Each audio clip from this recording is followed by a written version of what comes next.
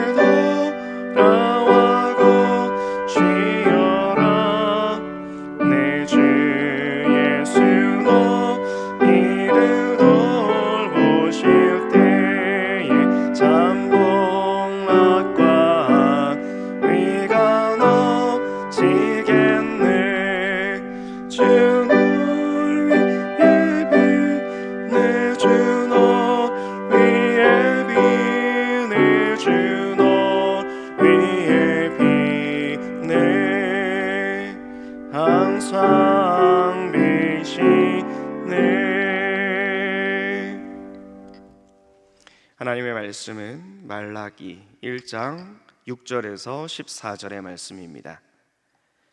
생명의 삶 136쪽, 137쪽에 있습니다. 말라기 1장 6절로 14절까지의 말씀을 봉독하겠습니다. 내 이름을 멸시하는 제사장들아, 나 만군의 여호와가 너희에게 이르기를 아들은 그 아버지를, 종은 그 주인을 공경하나니 내가 아버지일진대 나를 공경함이 어디 있느냐? 내가 주인일진대 나를 두려워함이 어디 있느냐 하나 너희는 이르기를 우리가 어떻게 주의 이름을 멸시하였나이까 하는도다. 너희가 더러운 떡을 나의 제단에 드리고도 말하기를 우리가 어떻게 주를 더럽게 하였나이까 하는도다. 이는 너희가 여호와의 식탁은 경멸히 여길 것이라 말하기 때문이라. 만군의 여호와가 이르노라.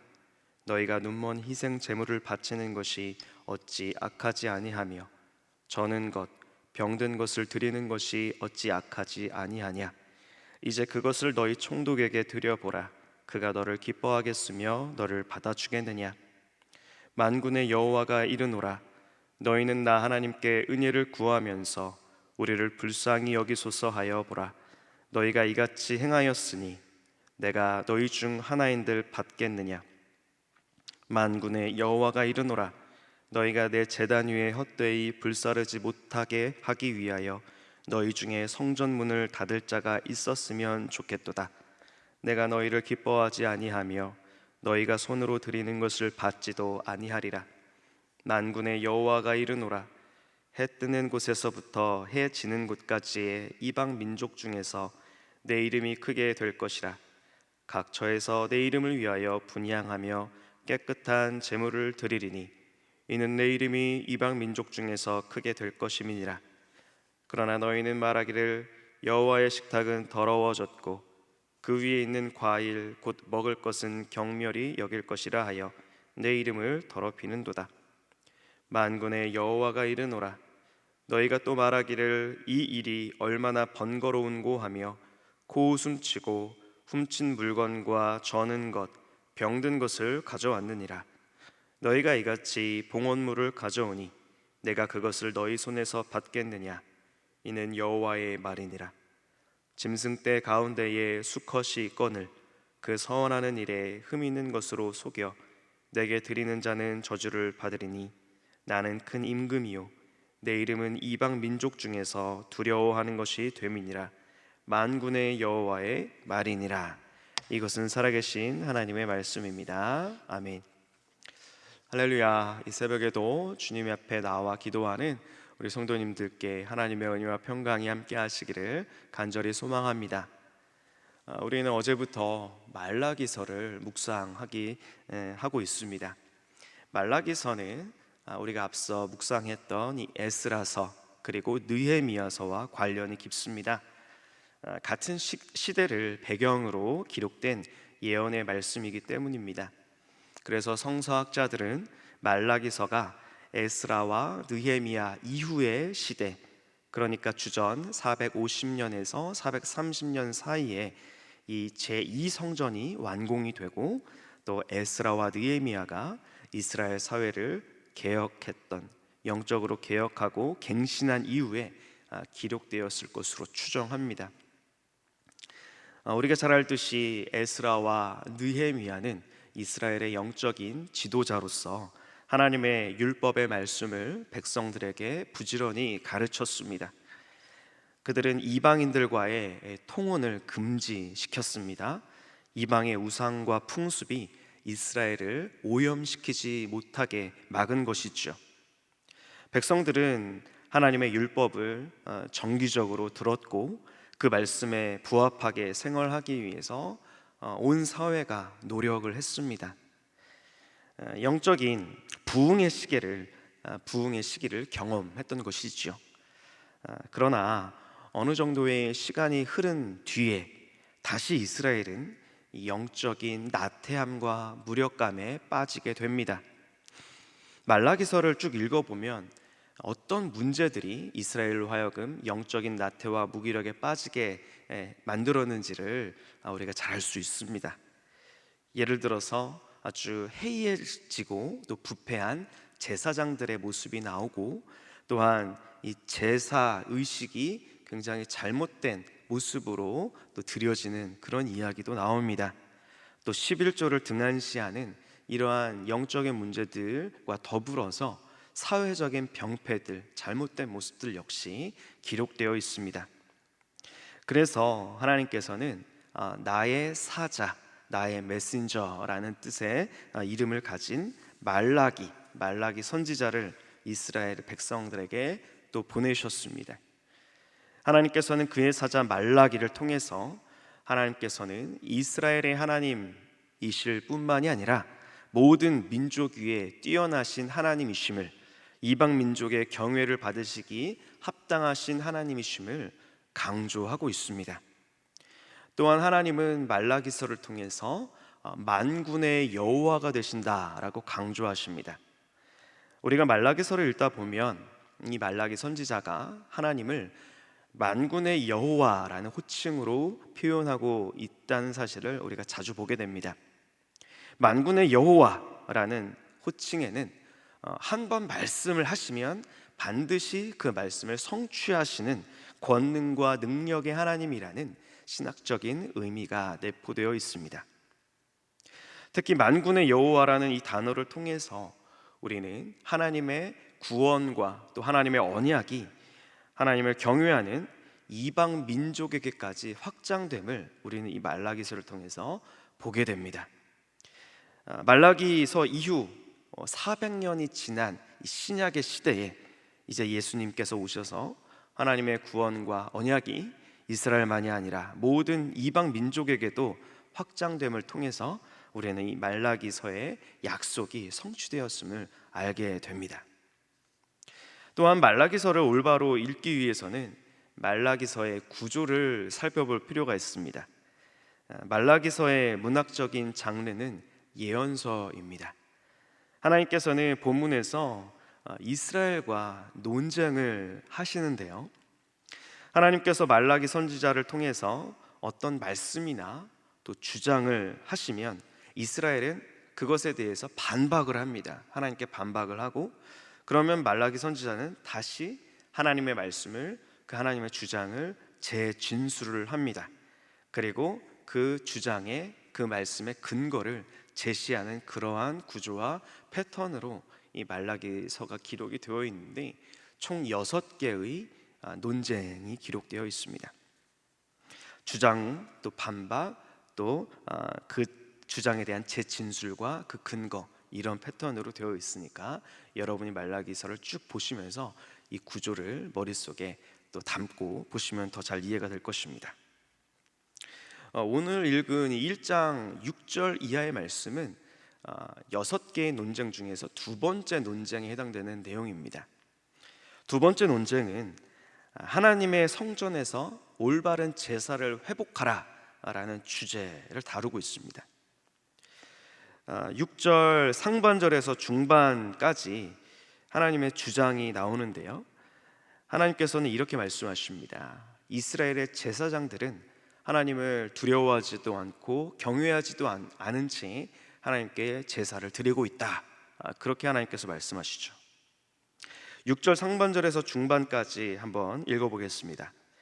내 이름을 멸시하는 제사장들아, 나 만군의 여호와가 너희에게 이르기를 아들은 그 아버지를, 종은 그 주인을 공경하나니 내가 아버지일진데 나를 공경함이 어디 있느냐?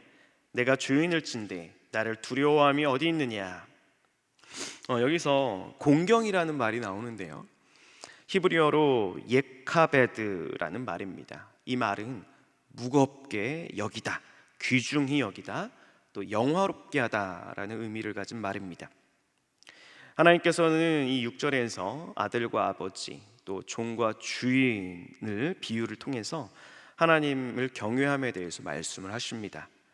하나님과 그 백성의 관계는 아들과 아버지, 또 주인과 종의 관계처럼 끊을 수 없는 무거운 것입니다.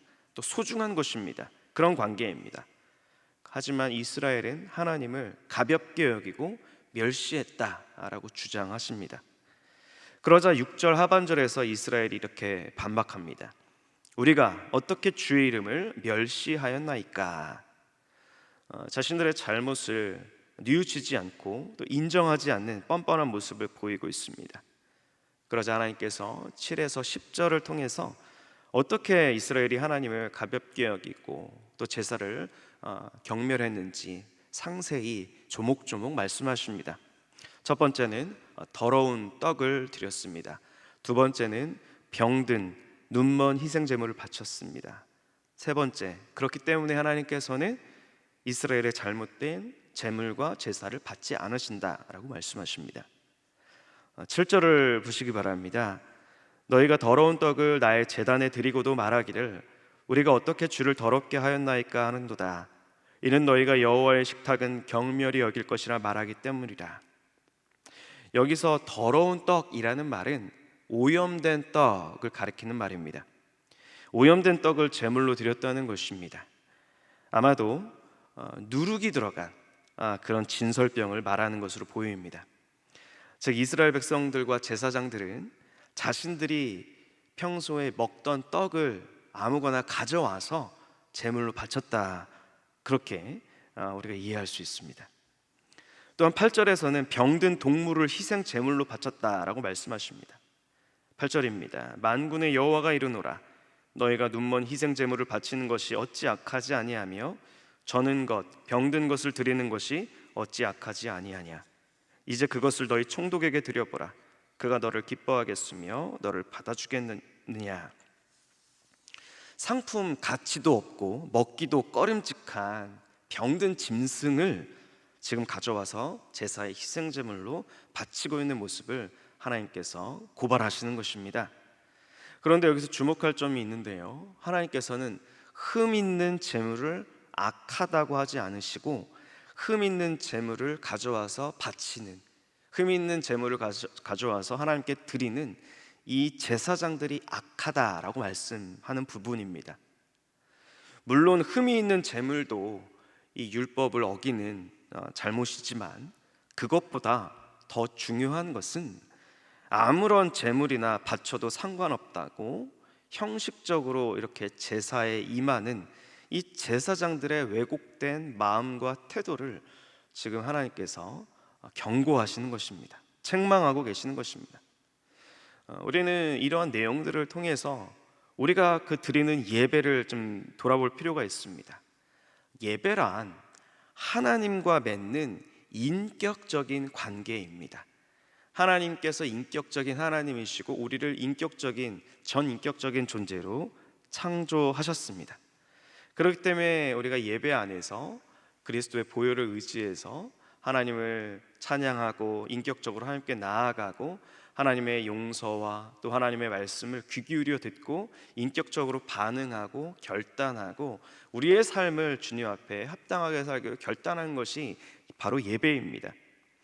그런데 우리가 예배를 드릴 때 이러한 인격적인 반응과 응답 없이, 인격적인 결단과 의지와 헌신과 하나님께 드림 없이 습관적으로 또 껍데기로만 드리는 그러한 예배를 드린다면 하나님께서 책망하실 것이라는 것입니다. 이어서 11절에 보면 주님께서는 하나님을 경외함이 없는 이스라엘의 제사를 받지 않으실 것이라는 그 주장에 대한 근거를 말씀하십니다. 어떤 근거가 있습니까? 11절을 보십시오. 만군의 여호와가 이르노라. 해 뜨는 곳에서부터 해 지는 곳까지의 이방 민족 중에서 내 이름이 크게 될 것이라. 각처에서 내 이름을 위하여 분향하며 깨끗한 제물을 드리리니 이는 내 이름이 이방 민족 중에서 크게 될 것임이니라. 즉 하나님께서는 너무나 크신 하나님이셔서 이스라엘만의 하나님이 아니시라 모든 민족의 하나님이시고 그 하나님을 경외하는 이방인들이 드리는 깨끗한 제물과 합당한 제사를 하나님께서는 받으신다는 것입니다. 이것은 상당히 충격적인 말씀입니다. 왜냐하면 당시에 이스라엘은 선민 의식으로 아주 똘똘 뭉쳐 있었기 때문입니다. 모든 이방 민족들 중에서 자기들만이 구별된 택함 받은 백성이라고 믿고 있었기 때문입니다. 오직 이스라엘만이 시내산에서 하나님과 언약을 맺은 언약 백성이라고 그들의 생각 속에 그 의식, 선민 의식이 아주 강하게 박혀 있었기 때문입니다. 그런데 이 구절에서 이제 이스라엘만이 아니라 이방 민족의 제사도 받으시고 그들 이방 민족들에게도 하나님의 언약이 확대될 것이다 말씀하고 계십니다. 이것은 당시 이 구약의 세계관, 이스라엘의 세계관으로서 가히 충격적인 말씀이었습니다. 동시에 이 당시의 이스라엘의 이 제사가 얼마나 타락했는지, 이 이스라엘 백성들의 그 예배자들의 그 마음에, 제사장들의 그 중심이 얼마나 하나님을 멸시하고 하나님을 가볍게 여겼는지 우리는 이 구절을 통해서 추측할 수 있게 됩니다. 그러므로 우리는 이 말씀을 통해서 우리가 드리는 온전치 않은 예배를 하나님은 받지 않으시며 우리가 지속적으로 하나님의 말씀을 무시하고 돌이키지 않으면 하나님의 은총이 우리를 떠날 수 있다, 하나님의 은총의 이 촛대가 우리에게서 떠나갈 수도 있다는 사실을 우리가 마음에 새길 필요가 있습니다. 하나님은 거룩한 하나님이시고 또 구별된 하나님의 백성인 우리의 삶이 그 하나님의 말씀에 합당치 않고 그 거룩한 삶이 뒷받침되지 않은 그런 형식적인 예배는 하나님 받지 않으신다는 것입니다. 그리고 만약 우리가 계속 죄 가운데 머물러 있다면, 돌이키지 않는다면 성령님께서 우리 안에서 소멸될 수 있다는 말입니다. 성령을 소멸치 말며 라는 이 데살로니가전서 5장 19절의 말씀을 우리가 함께 기억하기를 바랍니다. 이어서 12절 이하에 다시 한번 이스라엘이 하나님께 반박하는 내용이 나옵니다. 12절을 보십시오. 그러나 너희는 말하기를 여호와의 식탁은 더러워졌고 그 위에 있는 과일 곧 먹을 것은 경멸히 여길 것이라 하여 내 이름을 더럽히는도다. 이 말씀을 새번역 성경으로 다시 한번 읽어드리겠습니다. 그런데 너희는 주님께 차려드리는 상쯤은 더러워져도 괜찮아 하면서 너희들도 싫어하는 음식을 제물이라고 그 위에 바치니 너희는 지금 내 이름을 더럽히고 있다. 이 구절을 통해 우리는 당시 제사장들이 얼마나 제사를 가볍게 여겼는지, 또 하나님을 무시했는지 확인하게 됩니다. 이들은 흠 있는 제물과 상 정도가 하나님께 크게 해가 될 것이라고 생각을 하지 않았던 것입니다. 그러나 하나님의 생각은 다릅니다. 13, 14절에서 하나님은 다시 주장하십니다. 13절, 14절을 보십시오. 만군의 여호와가 이르노라 너희가 또 말하기를 이 일이 얼마나 번거로운고 하며 코웃음치고 훔친 물건과 저는 것, 병든 것을 가져왔느니라. 너희가 이같이 봉헌물을 가져오니 내가 그것을 너희 손에서 받겠느냐? 이는 여호와의 말이니라. 짐승 떼 가운데 수컷이 건을 그 서원하는 일에 흠 있는 것으로 속여 내게 드리는 자는 저주를 받으리니 나는 큰 임금이요 내 이름은 이방 민족 중에서 두려워하는 것이 됨이니라. 만군의 여호와의 말이니라. 하나님께서는 제사장들의 잘못된 제물, 즉 훔친 물건, 절고 병든 제물을 받지 않을 것이라고 말씀하십니다.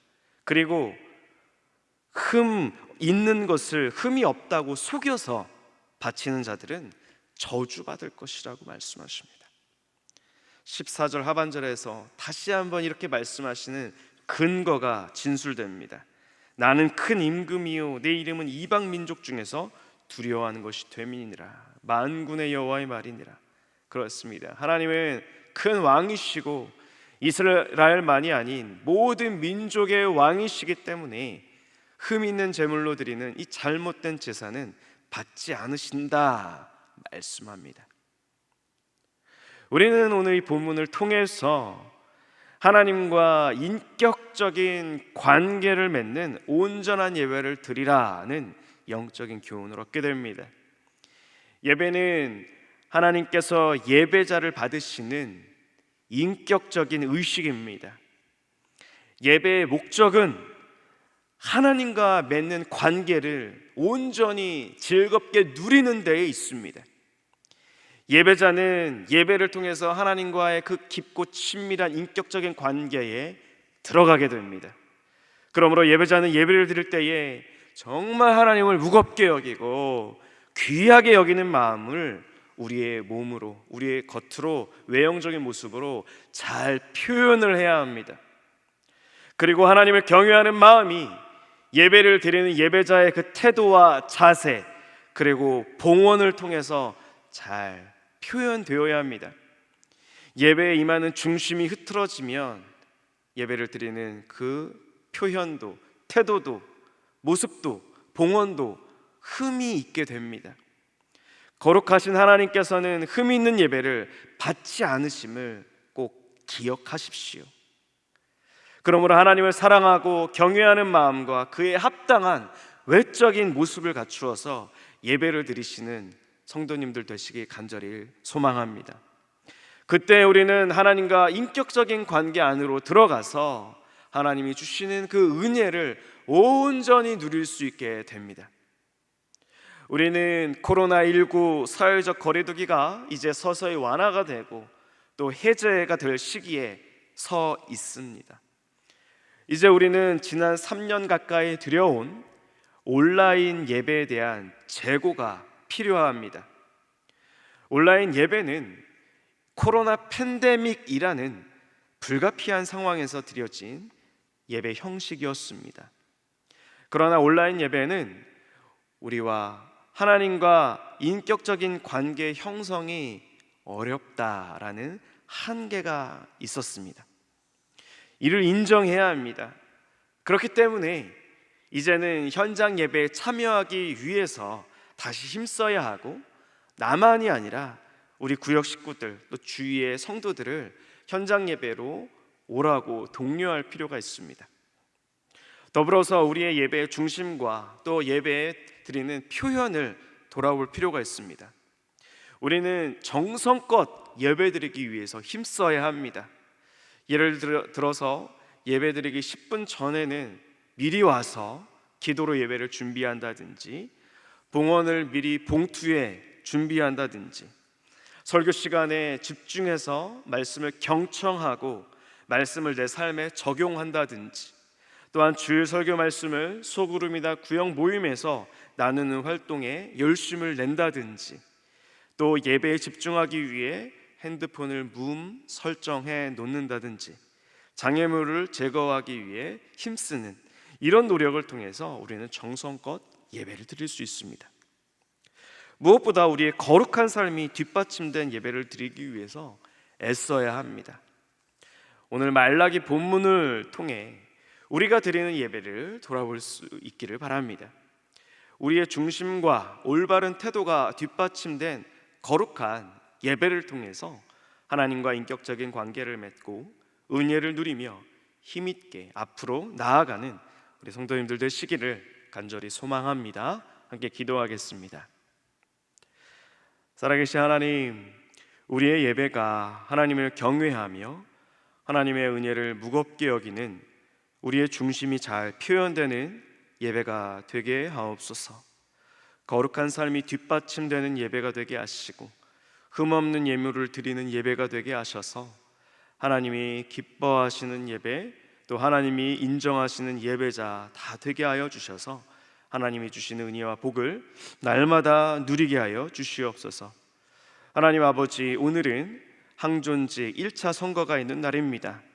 하나님께서 또 구별하여 세우신 장로, 권사, 안수 집사님들을 우리 모든 성도가 기도하며 잘 세우는 일에 마음을 모으고 협력할 수 있도록 도와주시어서 우리 교회가 날마다 천국 잔치가 펼쳐지며 교회 같은 가정, 가정 같은 교회 되게 하시며 도시의 영성을 새롭게 하는 주님께 쓰임받는 복된 교회 되게 하여 주시옵소서. 주님, 원로 목사님께 영육간의 강건함을 주시고 담임 목사님께 성령의 충만함을 더해 주셔서 안산제일교회를 말씀으로 든든히 세워가며 교단 총회 섬김을 잘 감당하도록 은혜를 주옵소서. 또한 이웃의 아픔과 도시의 필요에 민감히 반응할 수 있는 은혜를 주시옵소서. 이 새벽에 기도의 제목과 함께 봉헌을 올려드리는 성도들의 마음을 받아주시고 가장 선한 것으로 채워주시는 하나님의 능력을 경험하게 하여 주시옵소서. 또한 몸의 질병을 안고 회복을 위해 기도하는 환우와 또 장애우들, 입시생들, 군 복무 중인 자녀들, 다음 세대의 모든 자녀들을 붙잡아 주시고 믿음 위에 든든히 세워 주시옵소서. 이 새벽에도 주의 이름을 부르며 기도하는 모든 성도님들의 기도가 하나님 앞에 응답받게 하여 주시옵소서. 감사하며 예수님의 이름으로 기도하옵나이다. 아멘. 하늘에 계신 우리 아버지, 아버지의 이름을 거룩하게 하시며 아버지의 나라가 오게 하시며 아버지의 뜻이 하늘에서와 같이 땅에서도 이루어지게 하소서. 오늘 우리에게 일용할 양식을 주시고 우리가 우리에게 잘못한 사람을 용서하여 준 것 같이 우리 죄를 용서하여 주시고 우리를 시험에 빠지지 않게 하시고 악에서 구하소서. 나라와 권능과 영광이 영원히 아버지의 것입니다. 아멘. 이 시간 주신 말씀을 놓고 이 시간 함께 기도의 자리로 나아가겠습니다.